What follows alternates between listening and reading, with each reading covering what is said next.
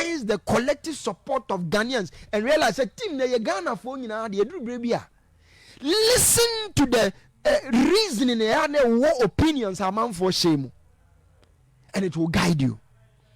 So the be a do baby now calling for support. The good, it's not about doing this is our own, and yet that necessarily don't even convince you. Let's cherish our own. We won't cherish our own. When you fail to listen to the collective voice of the people, a brother the direction of our football, say a kana want here, and quiet jingles, and quiet you on a man bring back the passion, bring back the love. This is our own. It cannot work. If at the point in time when you needed to listen to us, when this is our own, and let's bring the passion and your mind, no. It is the practical demonstration of the fact that what cherish the voices of the people, and then they support neighbor. People are not stooges. If you don't listen to them at certain times, now call it for that same support now, Emma. And they will look at you and continue. The FA,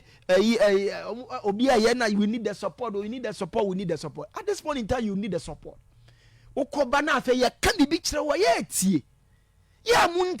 Listen to the people. People are talking, and if you be a rational human being, they are guided decisions we are making. Eventually, and you are an expert in football than anyone. When the over 30 million people cry, kasa, na man guide you. And kodru brebi na yenda ye nyina